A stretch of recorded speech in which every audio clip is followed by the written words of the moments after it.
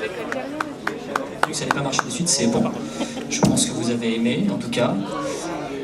Donc maintenant, vous allez pouvoir poser toutes vos questions à Fede Alvarez.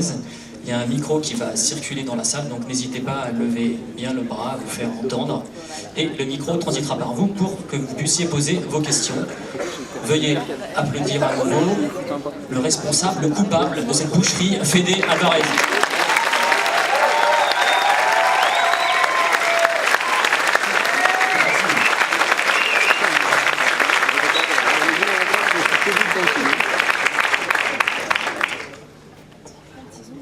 Qui veut commencer à poser la première question?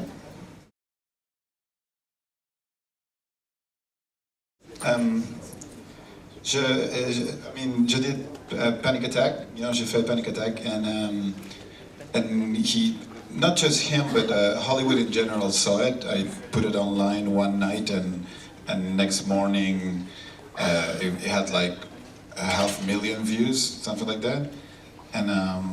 And so I went to Hollywood a week after that and met a lot of people, and I met Sam Raimi, and I'm a big fan of his movies since I'm a kid. So that's why I decided to work with him, and I started working with him.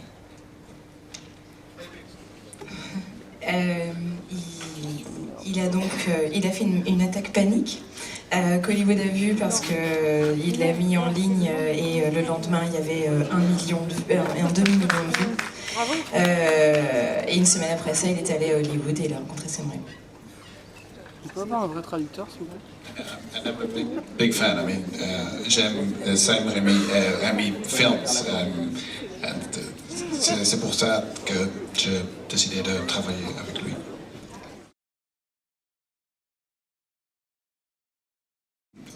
No. Nous avons recoupé just like 5 frames. How do you say frame? Scène. Like no, not plan, scene, like a plan. Not even plan. Frames, like image, like un second de la langue. When she cuts it, when she coupé la langue. Le temps. Yeah. And peut-être le bras aussi. We have nous devons couper like a second of that, but almost nothing. Voilà, ils ont coupé une petite seconde dans les 2 scènes qu'il vient de mentionner, mais pas plus que ça. Donc c'est bien votre vision, c'est la vision que vous vouliez montrer au cinéma. Donc. Oui, absolument. Merci beaucoup.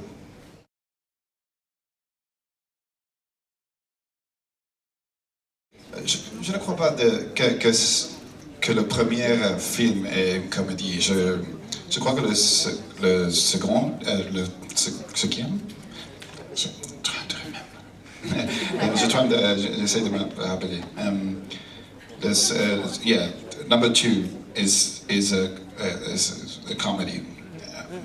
I don't think for the first one is a comedy. If tu demandes à Sam Raimi if he croit que le premier film est une comédie, il te vous dire que ce n'est pas. Il essayait de faire le plus effrayant film qu'il pouvait, and that's Evil Dead 1. So I believe that this film should be faithful to the spirit of the first one if you're gonna bring it back to a new generation. Le film qu'il vient de réaliser doit être fidèle à l'original, et comme l'original, selon Sam Raimi, n'est pas une comédie, il a choisi de faire la même chose. Yeah, it is funny, but it's not a comedy, right? Il est drôle, mais c'est pas une comédie. So two different things.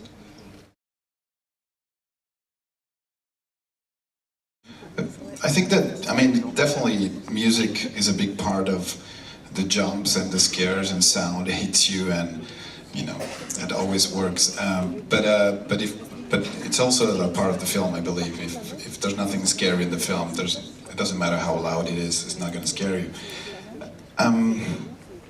Do you want to translate that first, so I don't? Otherwise, I talk too much. Il pense que la musique c'est effectivement une grande partie des jumpscares, mais qu'il n'y a pas que ça, et que si on ne fait pas un film effrayant, la musique elle n'y pourra pas grand chose. So, but yeah, we work pretty close. I'm with them during the whole sound design with the composer from Spain, Roque Baños. He did a great job, and with the sound designer Jonathan Wales from the States.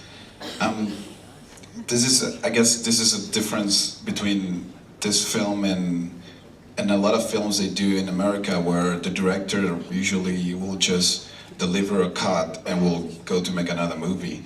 And I don't imagine myself making a film like that. So I stayed, after I delivered my cut, I stayed with them till the last minute during the making of the film. I even put together the credits at the end on my computer, the little credits that comes out.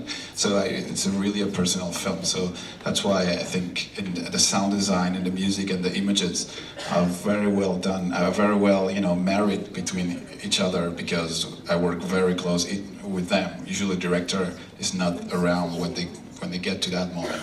So if the director can stay, it's always better, and I stay to the last day of mixing. Il a travaillé de façon très étroite avec le compositeur qui vient d'Espagne et avec l'ingénieur du son des États-Unis. C'est pour lui une des différences entre ce film et la plupart des films qui sont réalisés aux États-Unis.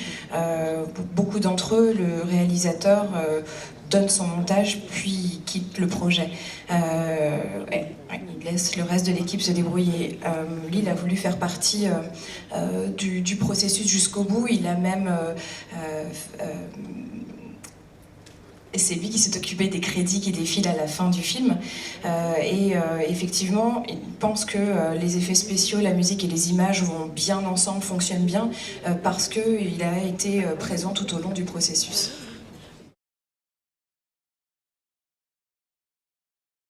Oui, c'est vrai. I mean, it means we're not using CGI. There's no 3D creature, there's no fake arm. Everything you see is real. That doesn't mean we're not using visual effects, but the visual effects we're using are visual effects that were available in the 60s and the 50s in movies. The idea was not to use CGI, computer-generated effect images. That was the goal. And yeah, it's completely real. I mean, we shot elements, we composed things like we shot real fire, we composed it into the girl at the beginning. We did visual effects, but that's different from CGI, which is when you have a monster at the end made of 3D in some movies. And for me, they ruin a lot of movies when they use that. And plus, I want the movie to last as much as it can, and CGI make movies get old very fast. CGI can look very good today, but bad in 5 years and terrible in 10, right? Donc effectivement, il n'y a aucun effet, les effets spéciaux, il n'y a aucun effet numérique, pas de créatures en 3D, pas de CGIs. Ils ont utilisé des effets visuels, mais qui étaient déjà disponibles dans les années 60, les années 70. Ils ont par exemple filmé du vrai feu, et puis ensuite ils ont travaillé dessus.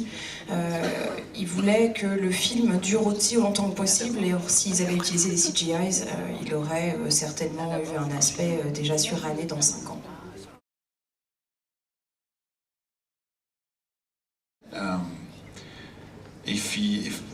It takes a long time for the real, hardcore horror to kick in, right? I think that happens when Mia starts puking on Olivia's face. That's for me when the movie really, boom, starts, the Evil Dead movie starts, right? So I thought it was a good idea to have something up front that will, tell you, and particularly the audience that doesn't know the Evil Dead movies, that this is where this movie is gonna get. It's gonna get to something like this, even harder than that. That's the purpose of any good intro. You have to think as you probably saw the originals, so you don't need that. But if you haven't seen the originals and some kid, he's 20 years old, he comes to see our movie, he doesn't know what he's getting into. He has no idea. So probably with this intro, while we're telling the new audience, we're telling them, okay, this is the kind of shit that happened in the Evil Dead movie, and you better be ready because this is just the first 5 minutes, right? So that's kind of the goal and purpose of having that scene, and I think also it plays against expectations in many levels. You think it's going to be one thing, it is another, but like I said, it's a different experience. I think the movie in general is a different experience for somebody who hasn't seen the originals and for somebody that's seen the originals many times.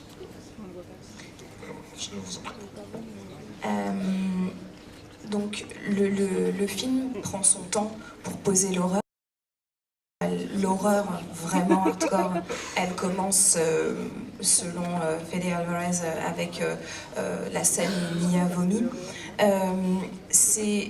Du coup, l'introduction, elle est faite surtout pour expliquer aux gens qui n'ont pas vu le film dans quoi ils s'embarquent. Il dit, voilà, ça c'est le genre de choses qui va se passer, donc soyez prêts parce que la suite arrive. Et pour lui, c'est une expérience différente de voir son Evil Dead quand on n'a pas vu l'original. Et donc cette intro-là, elle est faite aussi pour les gens qui n'ont pas vu l'original.